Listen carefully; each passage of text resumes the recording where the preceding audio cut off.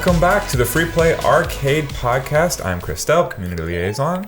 I'm Arthur Williams, the other Community Liaison. And here's the CEO. I'm Corey, the president of the company. Yeah. Free Play Arcade.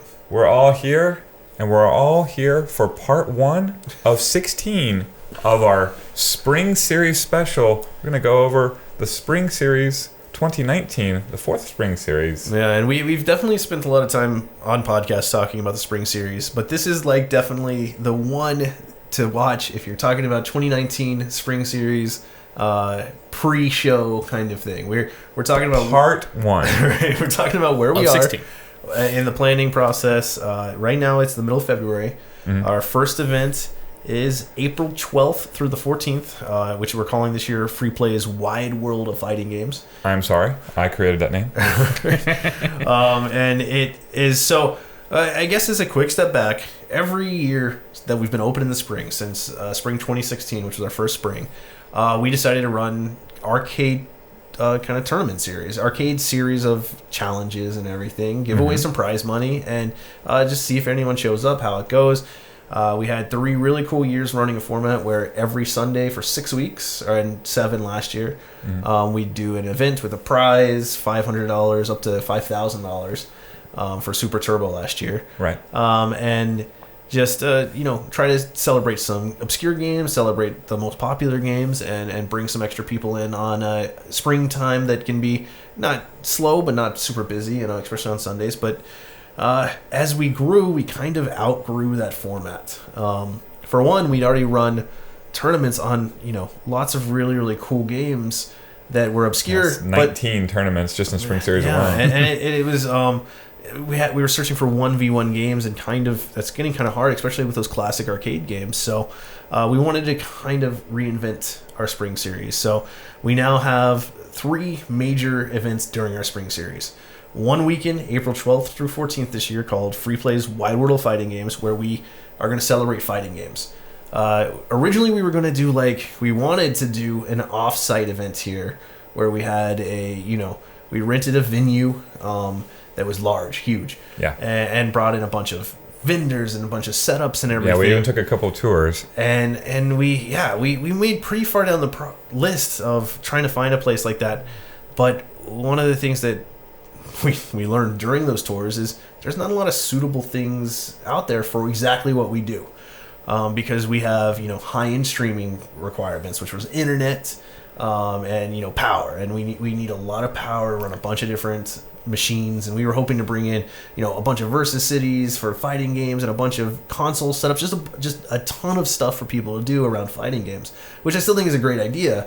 It's just not really feasible with the venues, because the next step is another huge red flag. We like to serve alcohol during our tournaments. It's really fun. It's a lot of fun. This year we're not going to have a beer sponsor. If anyone's aware, Noble Ray was our sponsor of the first 3 years. They're actually in bankruptcy right now. We really hope they pull through and are still around, because they're great friends of Free Play. But also really cool can designs. Right, and they've the coolest. They were really fun to just have there on site. We'd run $2 beer specials, and it was a lot of fun. This year we're gonna have a ton of extra special drink specials, but not tied to a specific beer sponsor. Just because last year I I got us really heavy with a bunch of sponsors, and the constrictions are silly, especially when at the end of the day the majority of the funding, no matter what, is coming from Free Play anyways. So this year we're just gonna wing it. We're gonna pay for it all. Free Play will pay for whatever it costs, and we'll look at it at the end and see how much money we lost. Let's go into just a little bit more. How much money will Free Play make out of this endeavor? The Wide World of Fighting game, I'm sure we'll lose $20,000 to $30,000. Right. So Free Play Arcade makes negative $20,000 to $30,000 on Wide World of Fighting Games. Yeah, probably something like that. I think everybody should get that number in their head of how valuable this tournament is, and how incredible it is that we have it and that it continues to thrive. And it's a great, nice prestige piece. It's one of the premier retro fighting game tournaments in the world. Right. Well, so it is a prideful point for us, but Well, and not a valuable one. So, and I guess it gets so much more complicated than that, right? Because we want to do something for the players who support us. They come, Absolutely. they pay the money to play, they drink at our place, they have fun at our place. We want to make sure we have something that celebrates that kind of community and culture. And especially with the fighting game thing, it's like this huge communal experience. It's over a the benchmark weekend. for us. Literally every day that's not spring series, the entire year, we're looking forward to spring series. But We got to get better because they're coming. and Always. And particularly this time of year where we're gearing up for the spring series, like every single day we have lists of things we got to get done, and it is daunting, but the event is going to be awesome. Well, and why are we losing so much money? We're giving away a bunch of prize money 1st. So that's kind of like the key point. We're gonna get all of our major tournaments done over one weekend. So used to we'd spread out over like 3 weekends. Right. We're gonna have 4 main tournaments. We have Super Turbo, which has kind of been for even since the first tournament series. Right, it debuted. The big one. Right. And we've clearly changed a lot. Now, whether it's for the better or worse, is a whole 16-hour podcast that I'll record by myself. So we're no longer on a Big Blue with IL Euros.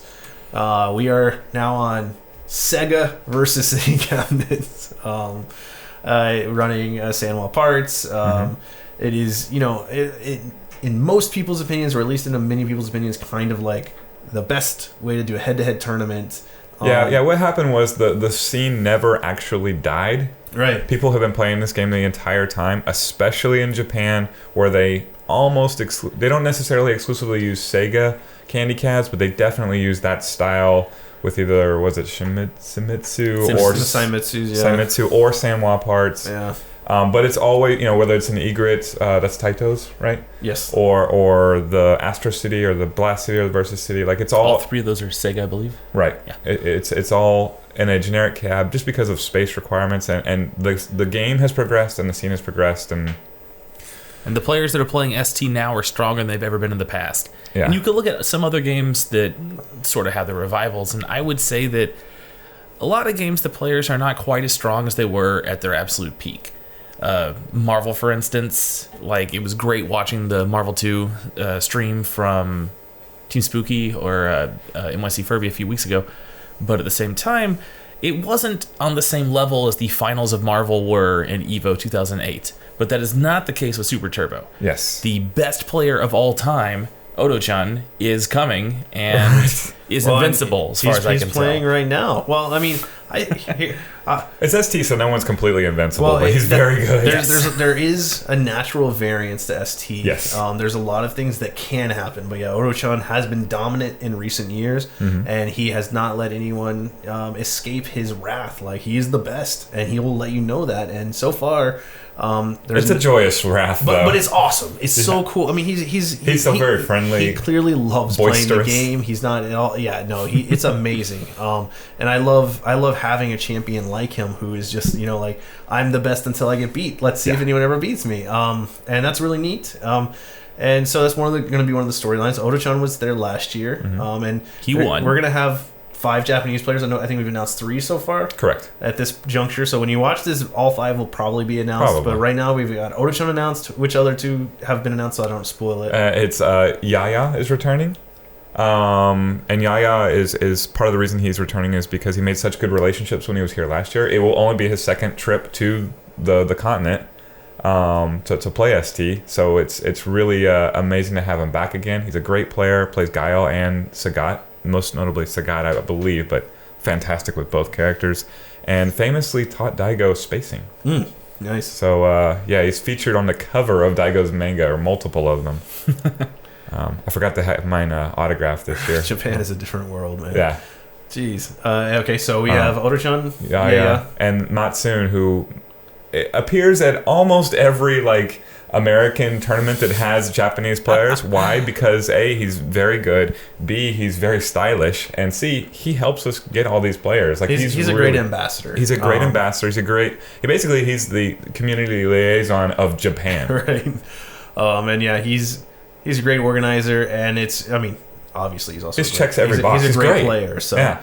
It's a lot of fun. So we have 3 Japanese players announced, with 2 more to come. Obviously, so we have that kind of expense. We're flying these Japanese players in, putting them up in a nice hotel. It's it's an expensive endeavor, but it's one of those once in a lifetime things. Like last year's tournament was a once in a lifetime tournament. This lineup too, there's like a 0% chance this exact lineup that's going to be there for this tournament will ever be in the same place. It's so unlikely that these 5 Japanese players and then all the Americans that are coming in will be in the same room to play Super Turbo again. Now we hope so, but it's just unlikely. Yeah. And I don't know if we said it. We're giving away $10,000 to the winner, or no, as a prize pool, for Super Turbo.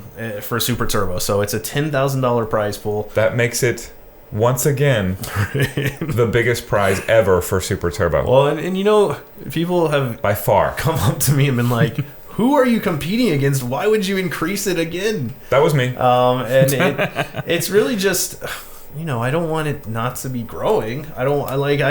And this year I actually had planned on doing the whole sponsor circuit, but I got really lazy and not as interested.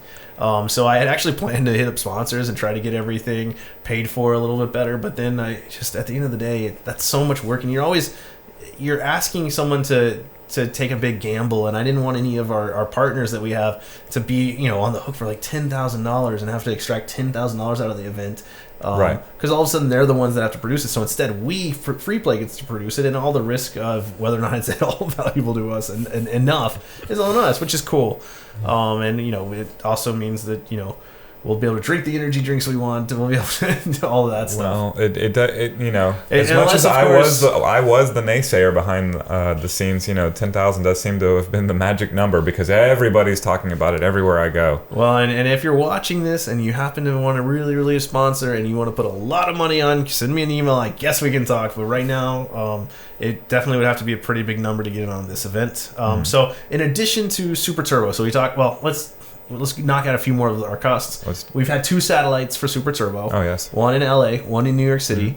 One of y'all went to each one of those, so Correct. We flew y'all out, put y'all I went in to a New hotel. York, and Chris went to Los Angeles. And we're bringing the top 3 from those qualifier tournaments back to Arlington. One of us nearly froze to death. Somehow it was the one in Los Angeles. I don't understand. The California vacation. I brought a heavy coat. I was super comfortable. I did not bring a coat. I heard it was Los Angeles. I was wrong. No, it was fun watching the stream because you were at Don's Arcade, which is a garage arcade. Yeah, and they have the camera facing out the garage, and you see all these people like huddled and shivering. It was California. like the ice bowl of ST. There's like palm trees in the background, and all these people huddled over, like so cold, who are in like hoodies that are as thick as the ones we're wearing, aren't super thick, or literally the one I'm wearing. Right, it's just struggling. I want a special shout out and thank you to Keith, who made both satellites, and more importantly, let me have his hoodie. Nice. I'll give it back to you in April if you're not out here sooner. But Keith from Seattle saved my butt, my frozen butt in Los Angeles. Well, and so what's cool is obviously in April, Wild World Fighting Games, we're gonna have one of the best Super Turbo player lineups ever. If not the best. But each satellite by itself has a really cool kind of community aspect where there's all the best in the area trying to come to qualify for the tournament. So I guess, Arthur, if you had 3 or 4 minutes to describe your tournament, your qualifier in New York City, and then give us the ultimate top 3, hit us with that kind of pitch. The tournament that I ran was at Next Level Arcade, run by Henry Sen and others up in Brooklyn. It was a really interesting location due to the obvious much more expensive rent in New York than in Texas. It was a smaller venue.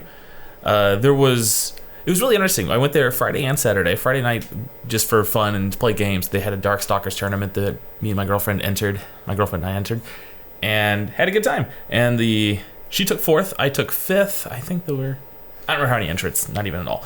The next day we ran Super Turbo. 5. Oh, he was the best. He was top 5 out of 5. The next day we ran the Super Turbo tournament, and it went really well. I had Arturo Sanchez help us by streaming, and we ran it on a Versus City cabinet. The whole tournament was streamed. You can see the VOD on Arturo Sanchez's NYC Furby stream, and the competition was super fierce. Everyone that was there was just a killer. It was incredible. Damn Dive from North Carolina came up and won. Originally from New York, moved to North Carolina a few years back. Yep. And Tech Monkey took second. Tech Monkey is incredible. The man, he plays Chun-Li, and he was doing things that I never thought was possible. Like, for instance, we played a casual match, and he was able to do a neck breaker that crossed up Honda, which I actually thought was impossible. I'd never seen that before. I've played Chun-Li, I've played Honda, and I just thought that you couldn't do that, and I had no idea how he did it. Yeah, he's one of the most knowledgeable players. He's definitely the most knowledgeable Chun-Li player I've ever seen by a long shot, and also he's the best Chun-Li player in the country, in my opinion. Zoolander... Second time qualifying for us, by the way. Zoolander rounded out the top 3 with his mostly DJ play. He also ousted me from the tournament, if memory serves. Wait. He either beat me in winners or losers. I don't remember. He went on like a losers bracket tear. Yeah, he beat you in losers. And as well as Dina. Was wrecking the whole bracket. And I mean, so we have Tech Monkey, Damn Die. So Damn Die is generally considered he's one of the top 2-ish. Right. Yeah, one or 1A best player in the country. So he won as expected, probably. Any tournament that he enters that doesn't have Afro Legends. Afro Legends, he's pretty much expected to win, and then Afro Legends will win anything that he's not in. Generally. Yeah, that's unless he has to team with Michael Beltran, but that's for later. A good point, because Super Turbo does have some variance, which is one of the reasons it's such a popular game and so awesome. Character matchups and everything can become extremely interesting, crucial, and if you get a bad matchup, that could be the end of your tournament. Except at the very top, obviously, at the very, very top, it's a whole nother game somehow. You have 3 players, all good, coming to DFW. We got the people who you expect. Were there any surprises? E to the NG not making it was somewhat of a surprise. I know locally he is quite loved because of his trip out here last year. So him going down a little early to I want to say Zoolander got him as well. I think so. He was a plays really nice every guy. Character, and I can't even tell you who he played because I played him in casual so much that he was just using. He can play Fei Long in tournament. I think in tournament he played Fei Long, Dictator. I've seen him play Honda. I don't know if he played him in tournament. Ryu, like he'll just jump around. And so, all right. So, are we going to see him at the tournament? There is one more surprise. NYC Furby himself, the streamer, is one of my heroes. He plays the same character that I do. He plays the same colors that I do. Wow. Dallas Cowboys. Dallas Cowboys awesome. Good of him to represent the Dallas football franchise out in New York City so long. Keep saying that. I'm sure he'll change. A classic, old school Super Turbo player. Nice guy. Known him for years. Hero of mine. And how dare you, sir? This man here knocked him out. How dare you? Wow. That's my hero. Oh, it was not easy nor even expected. Looking at I believe I lost to Tech Monkey in the first match, which I expected to lose. Sure, no problem. And then I figured I was going to lose to Arturo also, and I was going to go down with my Cammy. But after 2 losses and the nagging of Chris over social media, I decided, well, I'm not going to finish this with Cammy. I'm just going to use Honda, whatever. And then I came back from a 2-game deficit to win 3 straight games, somehow eking out a win with about 8 million OCHOs in a row at one point, which was... I felt that pain before. And that is one of the reasons you will not be seeing either of these players in the big tournament. Right. And I definitely can't take most of the credit for this. Thank you for giving me so much practice against Dallas Cowboys Dulzum. No problem. I appreciate it very much. I bet it looked familiar when you were staring into the cabinets. So, and I guess one of the quick things we want to make sure we give props to, next level, making sure that there were, the cabinets, I believe, came from our partner from last year. Is that correct? I Fix Machines. Yes, which went out of business. But the cabinets themselves are owned by Mutant XP. Anthony. Who has been helping us with another tournament we're doing. We'll probably talk more about that in a little bit. Well, and so it's really neat because one of the requirements I've started to try to push pretty seriously on the tournaments that we're involved with involve Super Turbo, and this is controversial a little bit in the community because they generally would say we want as many tournaments as we can get no matter what. Right. But generally, if we're going to be involved from now on, we're kind of requiring it to be on candy cabs. A situation that real arcade, and it's especially important Just curious, would you have a problem with the big blue setup? I wouldn't, but I don't know if I'd let us. I don't know if I'd. Certainly, I couldn't run that on a qualifier for this tournament because I want the qualifiers to generally reflect what they're going to be playing here in DFW. So there's kind of a, we're not looking for necessarily the best, pad player somehow, or we don't, or some macro user or anything like that. We're looking for arcade players. So anywhere, and it's not easy, obviously, but any way we can to recreate the beautiful ST arcade experience, I think, is really important. I feel like that's the purest form of Super Turbo. It's an arcade game. You Yeah. know what's arcade perfect? The arcade. Right. And we are free play arcade, and that's what we do. Head to head arcade machines. That is what the Super Turbo finals will be played on. So if you want to travel out and play in our tournament, it is going to be on immaculately upkept real CRTs, real head to head Japanese candy cab Super Turbo, as it's meant to be played. And the best players in the world, that's what they're looking for too. Yes, so that's what the Japanese players we would. play. I mean, could you imagine? I mean, I guess you can imagine, but I would never ask them to come out of, they're so good. They've been playing for years, to come out of their home country and come to a setup that would be, which I mean, we've had discussions as to like the pros and cons of that a long time ago. Yeah. And I mean, what we did was made sure that we had arcades that were the right arcades for these players. Right. Yeah, we had a meeting with someone who was consulting with us 2 or so years ago, and just what is it that they play in Japan? What is it that they expect? What is it that they need? And, and though in Japan they one of the differences is, though they have Versus Cities, obviously a lot of the space. They typically have linked together like single cabs. Yeah, because space is easier that way. It's more configurable. Yeah, you can I'm move of it the around. opinion that if you have a candy cabinet, whether it's two connected like a Versus City or to Blast City, Astro City, what have you, that are connected to where you still have the head-to-head setup, it's ostensibly the same. It is. They're all about the same height, they're the same shape. Cool about Versus Cities is now it's more cinematic on Versus Cities. Definitely, Sure. they're definitely cooler, but the experience in America, of playing, where space is not nearly the difficulty, and especially because I think the biggest problem with the Versus Cities is they're like 7 feet long. Yeah. Yes. So whereas you can have like a 3 foot kind of thing in a hallway, you can never put a Versus City in a hallway. And you can have them oriented like say Hey Arcade, or even Don's Arcade now has theirs oriented, which is 4 along the wall, right? And the first and third linked together, and the second and the fourth linked together. They're not literally head to head; they're side by side, but there's some distance there, and you're not sitting next to your opponent, so you still have You can't hear hands being mashed out, I guess. Right. When I was at, what year was this? This must have been 2003 or 4 at a tournament at Stargate Arcade, Texas Showdown. One of the last years they were still in arcade cabinets. I was playing in a Guilty Gear XX match against a player from Chicago, and I may have won the round, may not have. I was going to lose the set no matter what because he's a much better player. He elbows my right hand when I was about to hit a one-frame link. Was his name Michael Beltran? No. That would be Chase Hoskins, actually. we were coming back on from the LA trip. Michael Beltran made the trip with me independently.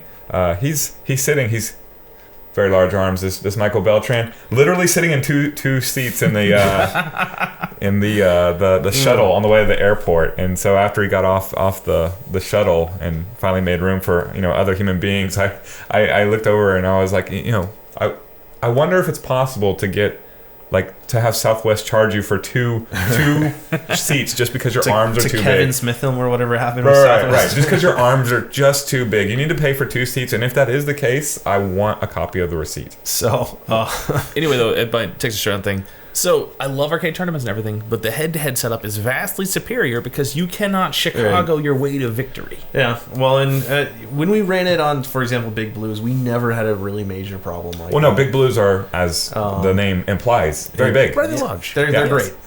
So, that said, I wanted to do a quick talk on that Supergun versus arcade.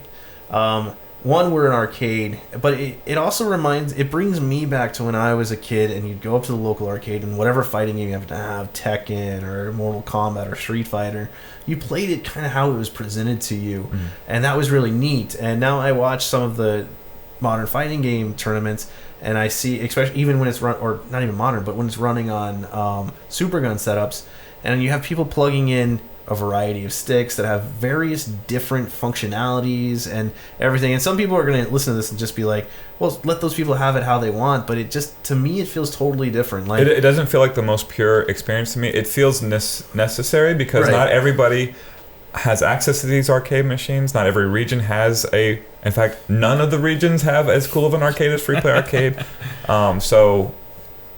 But I mean, we're here. And it does remind me, and I mean, This is the right experience. Chris is going to relate on the opposite front, but when I was a snobby little rich kid, when I would have the best components and go, and I see that sometimes on some of these tournaments where you have someone that has a custom built fight stick that is not only Sandwad but custom Sandwad and just like as perfect as they can possibly get their setup versus someone who just bought an off the rack stick. Now at high level that would probably matter, and I'm sure that normally people are making fun of the kids who bring their expensive sticks, and I don't actually know how this goes. I'm not like a modern fighting game player. I just go to arcade tournaments. There's hitboxes, there's all kinds of stuff. A couple years ago, there was a guy that was going to Evo that at final round, I want to say, or maybe CEO beforehand, he took top 8 with in Marvel 3 with Viper, who has a technique where she does like a dragon punch motion and then hits up real quick to do like a weird super jump cancel thing.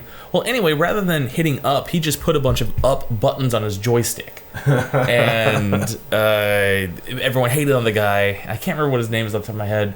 And he's like, well, Mr. Wizard already said that I could bring it to Evo. And Mr. Wizard tweeted back, no, I did not. Then he tweeted the email where he'd asked Mr. Wizard if he could bring it. Oh, golly.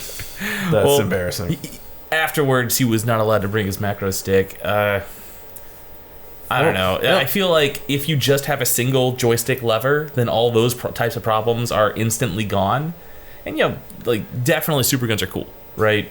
But at the same time, it's not the same as sitting down at the cabinet and using the controls as presented to yourself as you would like. And I know, and I understand that there's lots of people in the world who watch our stuff and they say not everyone can have what y'all have.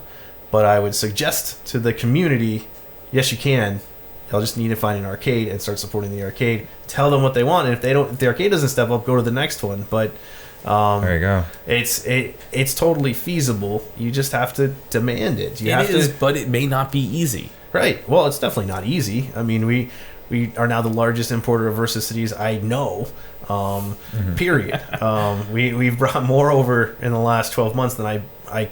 Well, at least as many as anyone else. There's one other person, but we bought all of his too. So we didn't bring those weren't on our container, but we still ended up with them. There's very few people in the world, and it takes a lot of commitment, and it takes the ability to build an arcade scene that's not necessarily reliant on any one game or anything like that. And that's kind of it's a weird situation because our Super Turbo community is huge. We love them, and we do what we can to support them. But we couldn't exist as an arcade if we were trying to just cater to Super Turbo. We catered to everyone, and we try to be the best at everything, which is hard. But the results kind of speak for themselves. Yeah, and that's what this podcast is about: is catering to all of them. We have an upcoming arcade championship series. We have an upcoming pinball championship series, and more than that, we have a puzzle tournament every month. Every type of game I can think of, I try and support because it's all together that it's important, and supporting our local arcade scene. That's why this exists. Right. Okay, so we got to hit up your California trip. We know we've got the 3 New York City qualifiers. Yes.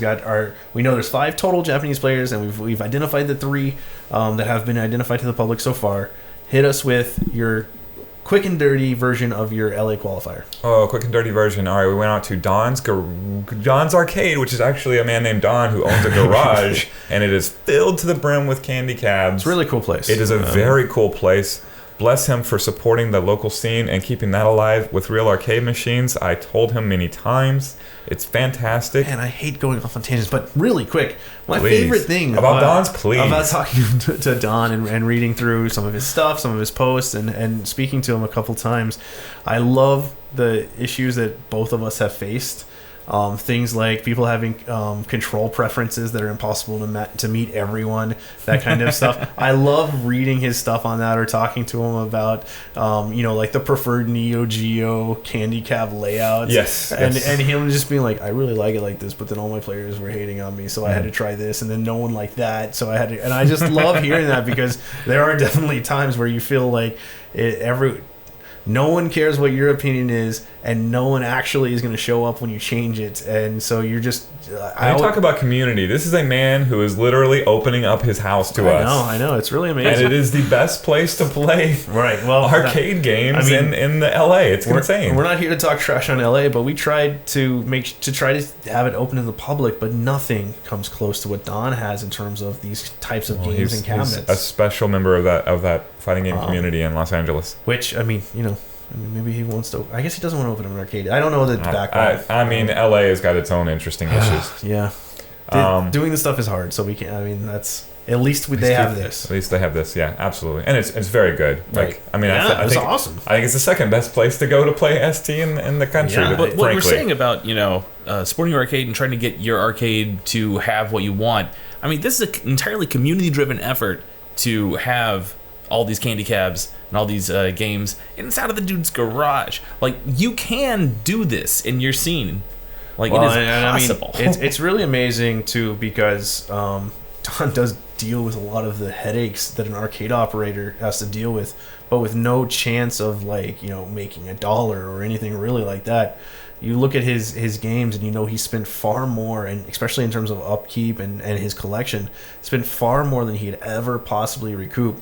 That it probably also suggests why you should make sure that you're supporting your local arcade because not just in Dallas, wherever you are, support them. It's not likely that very many places can have a place like Don's Arcade, because that's so special. And he's an amazing. I mean, it's perfect. It's amazing. All right, so the tournament unseasonably cold. I looked at the weather, 70 to 50. That sounds like Los Angeles every day. No one told me rain and wind off of a ice-capped mountain in this hoodie did not mix well. No way it did for nobody. So we were quite frigid. Everyone did look cold. It was cold, which felt really weird because he just went to New York.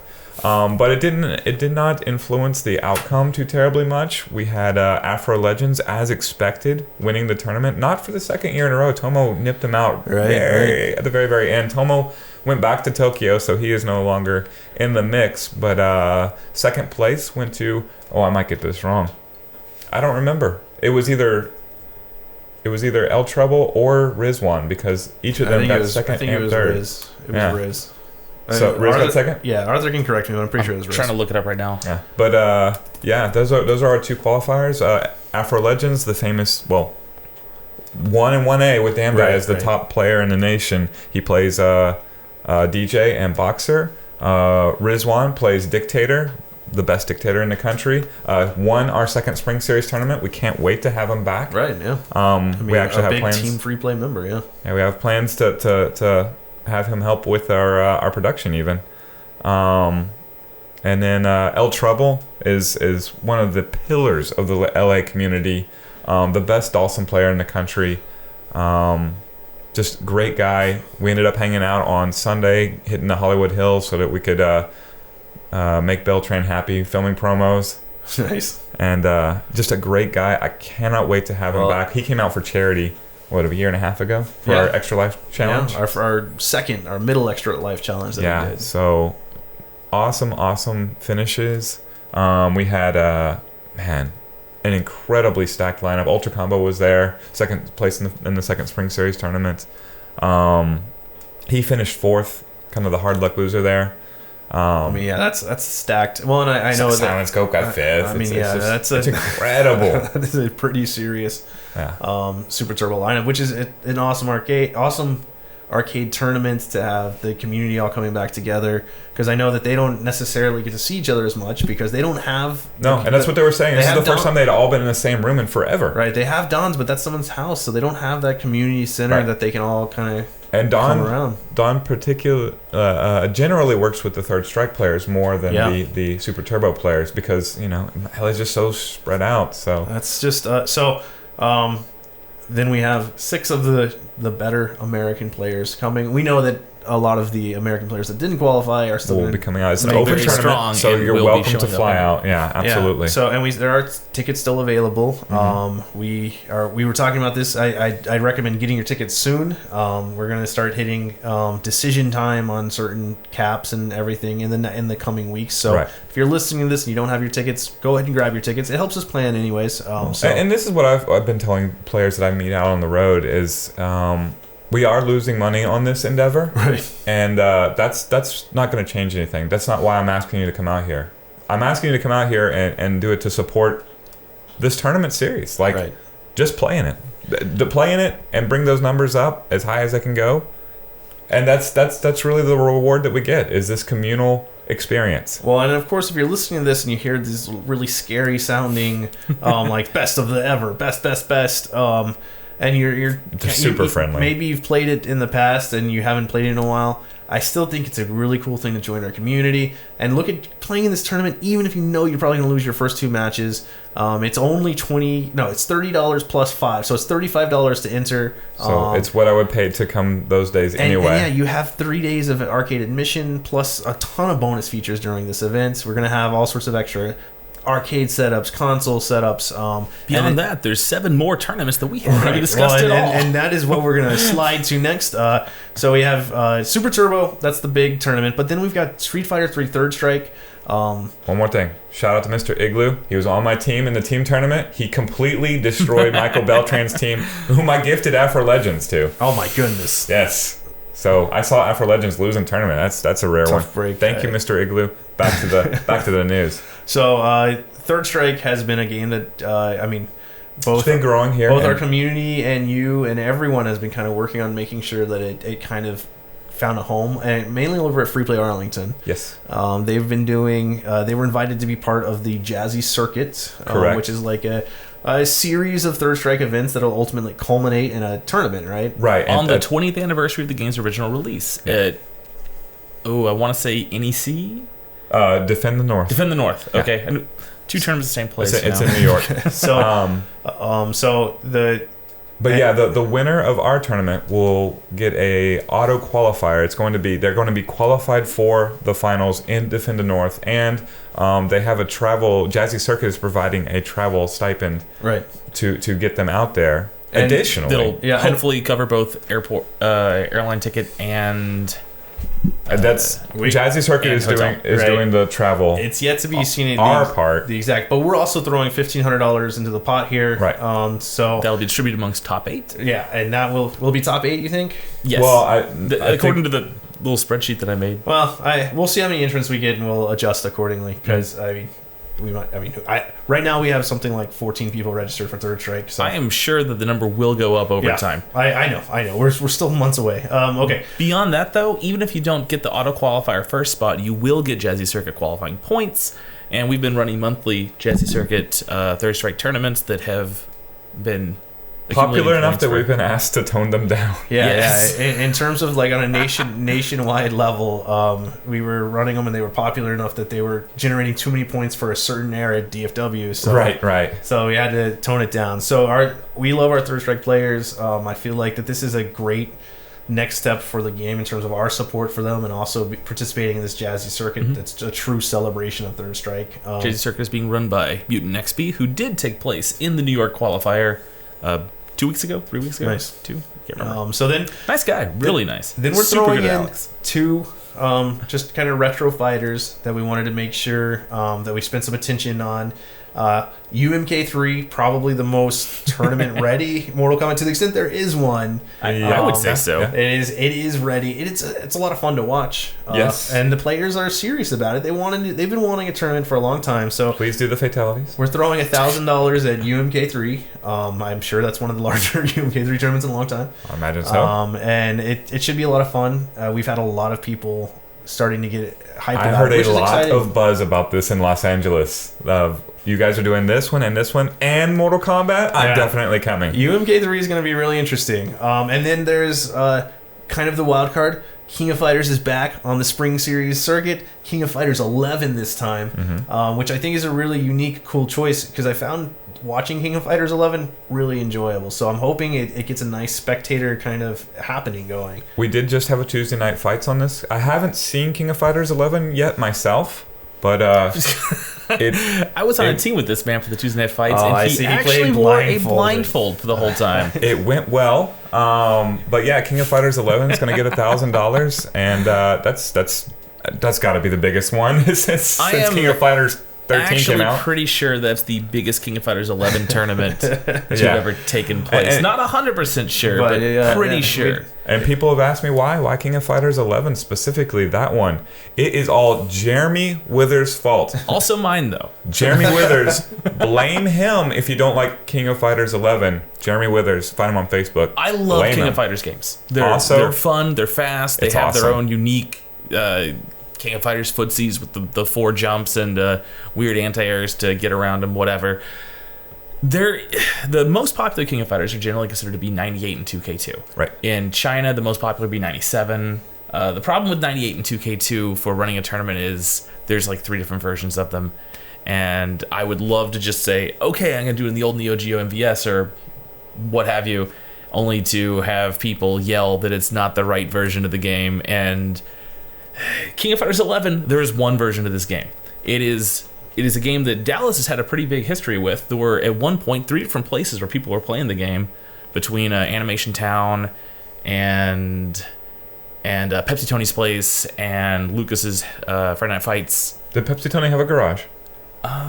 No, he had an upstairs room that was the most incredible video game collection. It was amazing. I loved going to Pepsi Tony's place. But either way, we had in Dallas just tons of people playing King of Fighters 11 and rivalries and people just facing off against each other and getting mad and playing the game. And it had a grand lifetime in this town. So I think that King of Fighters 11 makes a lot of sense for a Dallas tournament for retro games. Well, and here's what I can say. If you want to see a game like KOF 98 or 2K2 somehow pop up later, support this tournament and show us that like King of Fighters in general is still wanted. We obviously ran a really cool King of Fighters 97 tournament that was more based. 96. Was it? I think it was 97. The first I spring went series. to a 96 tournament. Yeah, 96. It was that the first spring series? Yeah. I didn't think it was. I'll double check. I'm pretty sure it was 96 because I remember my team and one of those characters that I picked wasn't in 97. Okay, I'll double check. But I'm pretty sure that if I put it on 96, I might have been on the wrong thing. Anyways, Why is it hard to keep these straight when they came out every year and have the exact same name? That is something of a problem. But, with I mean, nomenclature. I actually KOF 96 is one of my favorites because it's a little more simple. That was a recreation of the first like major tournament held here in the DFW area. It had a lot of history. Yeah, we were just trying to mimic a cool thing back when From Richardson Square Mall, Yeah, right? yeah. Right on where we one of the biggest our pad is. What I have to assume was one of the biggest fighting game tournaments at the time that had ever happened, at least on arcades. Okay, so those are our main tourneys. We've got, so if any of those games don't sound exactly like what you want to play, go ahead and enter the tournaments. Let us know what you want to play, playing them, and we're going to be changing our lineups every year. I mean, Super Turbo's there to stay. I'm sure Third Strike is pretty locked in in terms of the player base and everything. But our other stuff, we're always looking for new communities to build, and we're all about playing all of the classics. So if it's not exactly the right game for you, come play it anyways. Let us know, and we'll try to see what happens next year. So then we have some really goofy side journeys that I love. Mortal Kombat 2. Which is not at all a tournament ready game. Featured in the first spring series though. Had a hype tournament. Well, it's a fun game. Oh yeah. And people love playing it. Be quiet, Arthur. It's just not. It's not good. It's not like a balanced fight or anything. I like it nebulously, but as soon as I'm trying to control it, I just kind of get angry. It's America's biggest fighting game of all time, and that is what it is. And then I think it's a great game to have at this tournament, though. We have Tekken Tag. Probably, I mean, one of the most popular, if not the most popular, arcade Tekken. I would guess Tekken Tag has to be up there because Tekken Tag took over every Tekken cabinet that was before it with a popular conversion kit.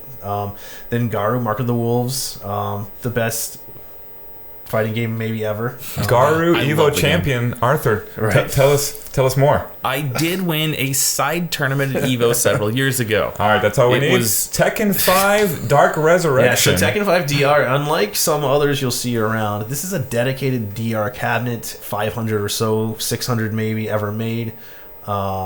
Cool, and this is so everyone has been asking, hey, can I bring my pad to play UMK3 or can I bring my controller for King of Fighters 11? The answer for those two games, absolutely not. Nope. And every game up until this one, there are no pads, but Tekken 5 Dark Resurrection does have original PS2 inputs. I don't think we've ever tested them, but bring your PS2 controller PS2 pad. and you can plug it directly into the cabinet natively. Yes, When this so game natively came out, real arcade. I vividly remember playing games over at Einstein's in Austin, and there was a guy that would walk from the Radio Shack a couple blocks down where he worked after work with his PS2 pad and a Radio Shack bag, and sit in a stool, plug it in, and go to town.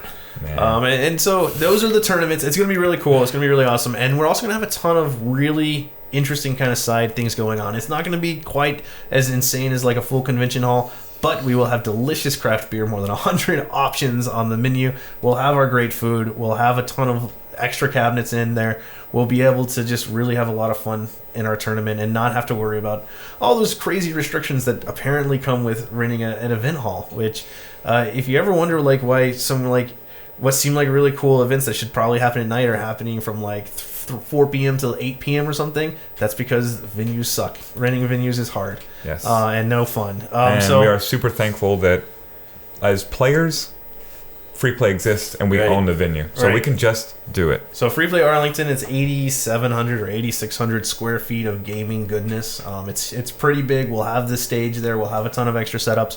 We'll be doing a lot of reconfiguring that week in the arcade to kind of move all the fighting games to one room and all the other games to the other. So, all right, that's the wide world of fighting games. Tickets are available. You don't need a ticket to come watch. You can That's freeplayspringseries.com Yeah. to sign up. You can go to freeplayspringseries.com, get all of the information. It's April 12th through 14th that weekend. If you don't want to enter a tournament, you can just show up, pay $10, the normal arcade admission, and spectate, play all the extra games, play games to your heart's content, watch the tournament, have a beer. It's going to be a really cool weekend with a ton of extra awesome fighting game players in town. Lots of talent in the room. So if you ever wanted to, try against the best, run your game against anything, that'll be possible. If you ever just wanted to be able to play some obscure fighting game to your heart's content, that'll probably be there, and you can probably find people to play it against.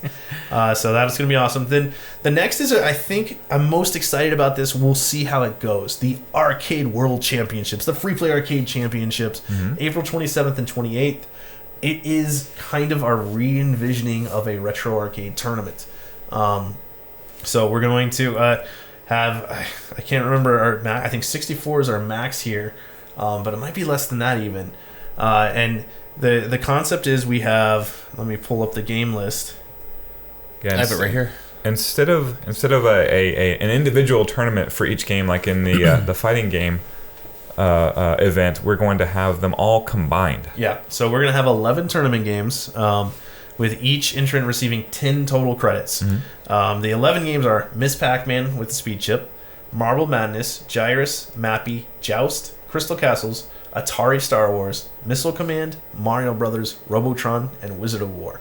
That is like a really awesome Golden Age list. I hadn't looked over the list in a couple of days, and that's really cool. I know, we get to play all these games. So we're going to have 64 players max enter the tournament. Each receives those 10 credits, and you have to use your 8 best scores get submitted into like kind of a how do you describe this kind of qualifying procedure? So I don't know what the format is called, but we'll then I don't know right offhand. we'll rank everyone, and the top 32 players get to move on to the following day, to Sunday, where we'll have 3 divisions: the championship division or the champion division, which will have 8 players; the arcade division, which will have 8 players; and then the novice division, which is just going to be more for fun, have 16 players. First prize, if you win the champion division, $2,500. It only costs $25 to enter this tournament. It's good odds right there. So it's only Seems like a good investment there. Only 64 people can enter. It's up 100 to 1. It's going to be really, really neat, and it's going to be. So we've for years been trying to figure out, and I should say that's the format for the first day. The second day is a bracketed. Right. You're gonna qualify, and then we're gonna have a head-to-head showdown on different games as well. Right, and so we have. We've been trying to figure out how to do retro arcade game tournaments generally for a long time, because we've done in the past. We'll have every year we've had a Mario Brothers head-to-head death match, or Smash Brothers Zero as we started calling it. Right, and it will be represented here, right. Just in a combined form with everything else. Mario Brothers is definitely on the game list, and but those retro game tournaments have been really pretty much very similar, kind of. I mean, Joust is then basically the same. The head-to-head stuff. Right. These are the origins of Smash Brothers. Right. And single screen platformer / fighter. Everything we've tried to do with these has been difficult. So what we wanted to do is kind of, at least for this moment in time, try to find one of the best video game players in the world. This is testing like all sorts of different skills, all sorts of stuff, and we've got members of the community group are going to be in. We've got some traveling players I've spoken to who will be here, and the biggest thing is it's like everyone has to practice a bunch of games that aren't necessarily going to be their best games, which I think is really cool. That's probably my favorite part about this. You might be the greatest Robotron player in the world, but you're still going to have to play a few of the games. You're going to have to play a Missile Command, a Mario, and a Miss Pac-Man. And yes, you're likely, as the greatest Robotron player in the world, going to win that one. But will you even be good enough at the other games to make it to the top 8? And the extra twist here is during qualifying, you're capped at 5 total minutes per credit. So you either get a game over, and whatever your score is at game over counts, or whatever your score is at 5 minutes exactly counts. Right. Which is for games that you are used to like playing for 2 hours, that's a totally different skill than maximizing exactly your 5 minutes and doing as good as possible for that 5 minutes. I think it's going to be really exciting to see what comes out of here, because I'm sure there's going to be games where we have a bunch of people stacked up around the exact same score. Right. And then we're going to have other games that I think there's going to be some wild variation based on people who've really practiced and figured out how to score maximize. I'm really excited. I think it's going to, there's probably going to be things that are going to be completely broken about this tournament.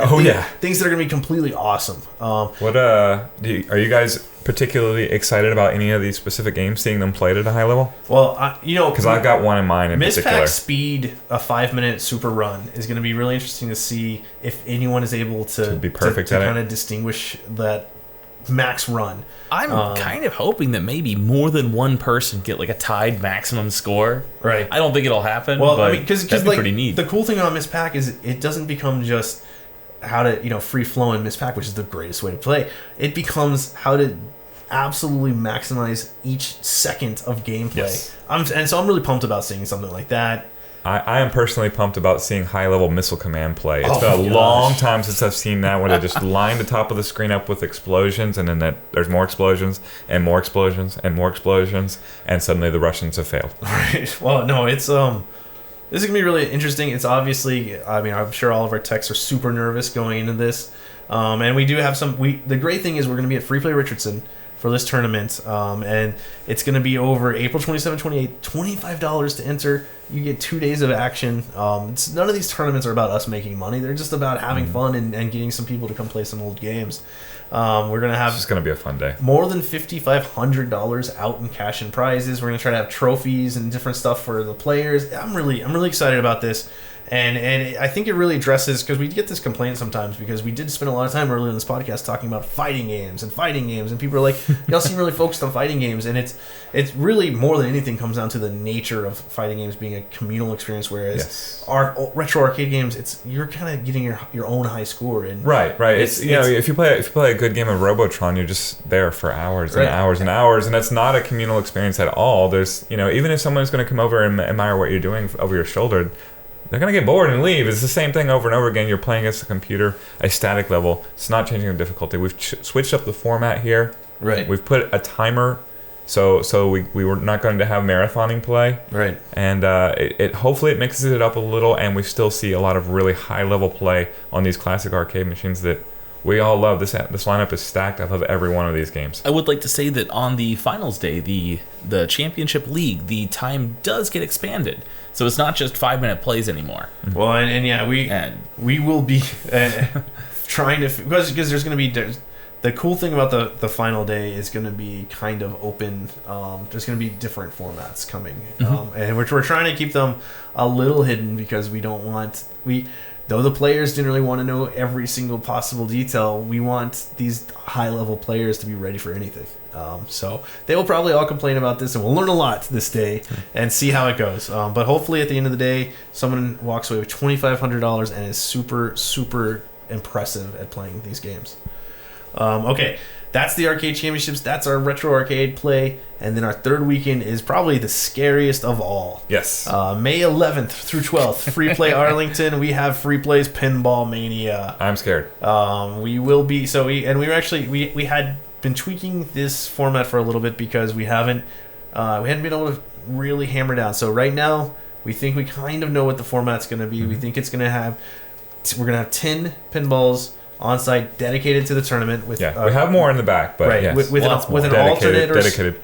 Yeah, so this will be pinballs that no one in the public can play. It's just tournament play. Of course, anyone in the public can happily enter the tournament while tickets are available. And we haven't announced we haven't actually opened our tickets for sale because we're still trying to figure out the format. So where we are right now, 10 dedicated pinballs, probably 2 dedicated alternates, which means they're not being played by the public during the tournament. They're just alternate pinballs. And if you're worried about this, we will have at least 14 and maybe 16 pinballs still available to the public during this tournament. So we're going to have a lot of pinballs on site. It's going to be really cool. It's going to be really unique for a arcade pinball tournament because this kind of stuff doesn't happen very much in an arcade. At Texas Pinball Festival, where it's all basically designed around this kind of tournament, it's a little different. This is going to be in an active arcade, champions being made in an arcade. I love the idea. So we're going to have different waves, different play on these 10 pinballs. We're going to potentially have up to 120 entrants. We're going to see. It's terrifying to think about it because there's a lot that can go wrong in a pinball machine, and it always does. Every single time. So this is actually, it's sad because my time is so split.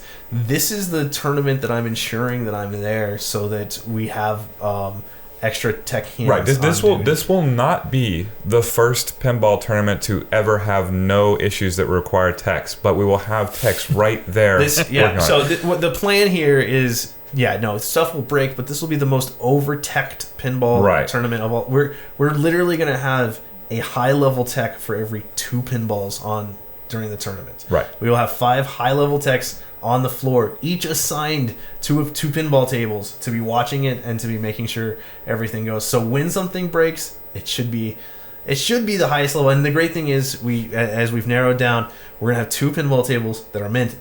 These backup pinball tables might even be brand new. Is what I might open 2 brand new pinball tables. I believe you. Just to have alternates that have never been used, and then we swap to them, and that is the condition they come in. This is a good showcase of what it is that free play does that is so dang special, which is the upkeep on these machines. Right. It's second to none. I haven't seen everywhere I've traveled. It's always been the same. Wow, they have really cool games here. Maybe not as many, maybe more than we do, but like the upkeep, never. Right. Never. It's been kind of interesting because as we've grown, it's been all about maintaining our quality, not necessarily investing in putting 600 games on the one floor, although we've expanded locations and we have a big location in Arlington that can have, it fluctuates between 130 and 150 games on the floor anytime, all sets of free play. But our game quality is so high, and it by my insistence, it's the highest I have ever seen. If you live in DFW and you come to Free Play Arcade, you are spoiled by the experience. I've never been to an arcade like this. Well, it's different because we get negative reviews when one button goes down in the middle of a Saturday. Yeah, no. I've had like negative messages sent about like, hey, you guys don't fix your machines. I just played Joust and there was a button messed up, and I was going to say something to the bar, but they weren't going to come out anyway. And I'm literally in the building. Right, we've got a tech. I've monitored your message. There's a tech on the machine right now, and there's a tech right there. Like people are incredibly spoiled by the upkeep that we have, and that's just our mission statement. Well, yeah, and especially I'm closest to the Richardson location, so I know the numbers the best. There are Still, we're not able to fix that left trigger on Spy Hunter. so famously, we have never been able to start the game of Spy Hunter without left trigger working. So Spy Hunter is gone. You have to earn it. Yes, gameplay feature. So pinball, we're going to try to have a variety of pinballs available in the tournament. We're going to, exactly how deep, how close to 1980 we get, I don't know. It'll all be solid state. And we have some relatively reliable early 80s pinballs, and then we have some brutally unreliable early 80s pinballs. And the truth is, it doesn't really matter how we prepare. All of these pinball tables are coming off of one of the most rigorous play schedules they have anyways. So that's conceivable. So they'll all get gone over. We'll have dedicated techs ready to fix anything very quickly, and we'll have backup tables. So the hope is, more than anything, so that we can get through the tournament and satisfy all the players that are going to enter. We're going to be trying to run it at the highest level ever, and we'll see how it goes. There's always learning to be done, and we'll definitely learn a lot from a high level pinball table. I don't think the prize pool has been announced, but if I remember correctly, I can just go ahead and say $5,000 prize pool. We haven't set the exact entry price yet. That's all coming. We will definitely have it announced in the next 2 weeks from the recording of this podcast, because we will be doing some marketing as the Texas Pinball Festival comes up. Yeah, check it out at freeplayspringseries.com. There may be details on how to enter right now. Right, yeah. So that's a May 11th, May 12th. That's a few months away. That will be the final Spring Series event. And we've talked about what do you think conceptually? Do you think we'll ever go to 4 events? Do you think we're going to stick at 3? Do you think we'll go down to 2? I don't think we'll go down next year. It's not really my style to go that's true. The problem with do less. The problem I'm seeing with going more, though, at this point, we're running a classic arcade games tournament, we're running a fighting game catch-all, and we're running a pinball event. So what do you do if you want to get the puzzles? The all-time puzzle championships. Yes. That'd be pretty cool. No game list released. We list 30 possible puzzle games, and we only have 5 of them in the actual tournament. But everyone has to master all 30. Do a true 80s style tournament that everyone complains about. They're like, but I was really good at Tetris, and this is Puzzled. Why would you put Puzzled in a tournament? And we're like, nah, we love Puzzled. It's cool. No, I mean, I think there's options, and there's especially depending on how the retro tournament goes. And I can think of a couple of games that are Johnny-come-latelys that we've been trying to work with. Sure, recently, yeah. So. I mean, there's at the end of the day, Orlando's texting me and says he wants a Crazy Climber Spring Series weekend. Intriguing, Crazy Climber weekend. Here's what's cool. I'll just go ahead and say it. By the time this podcast airs, a stand-up ultra rare Taito Crazy Climber will be on site at Freeplay Arlington. Which is Orlando, the GM there's favorite game. And one of the reasons he got hired at Freeplay in the first place. I'm sure there's a podcast back there where he tells the story. Yeah. We will. And if I really like irritating all of the people who've asked for rhythm games, which, hey, that's a possible tournament that probably won't happen for years, but would be cool. We haven't figured out rhythm games famously, and we've talked about that before. But if you want to irritate one, I always call Crazy Climber the original rhythm game, because you got to... Driving and racing games are also a genre that's criminally underrepresented. Gosh, at you know what? Spring tournaments. I'm somehow more comfortable running a pinball tournament than a driving game. The driving game, those belts are so terrifying, or the switches and the shifters, because the biggest difference between a high level player at pinball and a low level in terms of abuse on the game is pretty similar. But a high level driving game player versus a regular driving game player, these high level players are smash, smash, smash, smash. Yes. Well, it's also built into the rules of pinball tournaments that these machines degrade over time. That's what we need, a tilt sensor on the driving games. Well, you solved it. Yeah. Hey, I figured out exactly how we could probably fix this and irritate every racing driving game games player with buttons ever. only. We take it's automatic only, and we take force feedback off the steering wheels. Boom! I fixed it. Rally X We'll play only. speed buggy. Yeah. Bump Spy and jump. Hunter just got to get that left trigger Right. working, Oh, then yeah. you should drive a tournament right Spy there. Hunter, still working on the left trigger. We'll get it one day. Gosh, that's actually now my dream, is to pay someone a ton of money to reprogram Spy Hunter so that fixes, and then like 3 levels in, the whole game just turns off and sets itself on fire, and then we're like, oh, it's broken. That was the one time this game ever gets to be played. And God, I love Spy Hunter. It's a beautiful game. It is, yeah, it's great one music, of the greatest great games music. of all time. That Peter Gunn theme. But people can't read instruction cards to save their life, no matter how big and bold it says. But yeah, I mean, I think there is a way to expand. I think that this is a big, huge learning experience this spring, and it will really help shape future spring series, because I loved doing those 6 Sundays, but especially when it comes to the fighting games, right? We now have this one weekend where we're gonna have a lot of extra players. We're gonna have a more focused experience this way. I really do. And one day maybe, if you're watching this and you happen to run a venue that will just let me do whatever the heck I want for 3 days and be reasonable in price, and just trust me, it'll be okay. Send me an email. Let's try to work something out, because, gosh, those venue negotiations were crushing. Yeah, I'm still really bummed about all of that. But yeah, so that is the upcoming spring series. We've hired a bunch of players. We're not hired. We're paying a bunch of players to travel in. We're paying their travel. We're paying some of their expenses. It's going to be just a really, really cool spring. And King of Fighters 11 got in there somehow. That's weird. Yeah. Jeremy Withers' fault. All Jeremy Withers' fault. Message him. You know what? I think this will. The more I think about it, the more I'm excited about UMK3 high level play. Just absurdity. We actually get lucky. We get to see it at Tuesday Night Fights. Every time we bring out UMK3, there are a handful of players here in the area who they play online, like they're playing on, whatever means they can to play Ultimate Mortal Kombat 3 with other players. And they're actually good. I see some spectacular things, and I'm like, how did that just happen? I would wager that there's a lot of talent in DFW on UMK3. Shockingly, yes. It's really there awesome. is in my house. Right? Yes. It's really awesome seeing these players, because Mortal Kombat, of course, is still in existence, still getting releases and new characters, but not really. Definitely not the hot game right now. I do believe that was Arthur Williams guaranteeing his house win this Ultimate Mortal Kombat 3 tournament. If certain persons from my house would come out, then that would be a possibility. Support your local arcade. Right? There's $1,000 in the pot. So yeah, I mean, a lot of fun learning, I think, and we're gonna. I mean, I was looking earlier. We're gonna have buttons for the first time ever. There's gonna be a free play button on site, so that's a podcast exclusive knowledge. If you've watched an hour plus of the Spring Series 2019, you can see one of the buttons you know that we're gonna have some buttons. I mean, I'm really excited because it's really growing.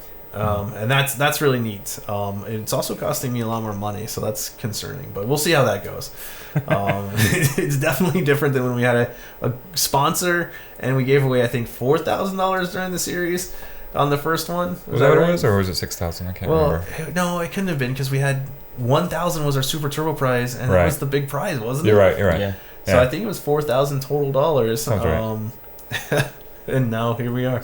I mean, but it was some of my favorite memories. I know. Well, and that was it was seeing the big banner. I really look forward to maybe doing a throwback. Maybe that's the key, is we do a throwback Spring Series event where one day we do 6 tournaments. All of them that were featured in the previous Spring Series. I think that did well. The Super Turbo tournament that day is going to eat everybody. Yeah, but we put it back on a big blue with ILs. There we go. Which was funny because it would still be my biggest tournament. And running on Turbo 2. Oh my gosh, no. We'd have to bring the hyper fighting flag. All right, so guys, that is the Spring Series 2019 preview podcast. We were signing off now. Thank you for sticking with us through the hour. If you need any information, go to freeplayspringseries.com. If you're still watching this on a site that you have the subscribe button, go ahead and hit that subscribe button. This podcast was officially sponsored by Just Free Play, because that's how we're doing it this Spring Series. And in the meantime, keep watching, and we really appreciate you guys. #blame boat guy. Blame boat guy.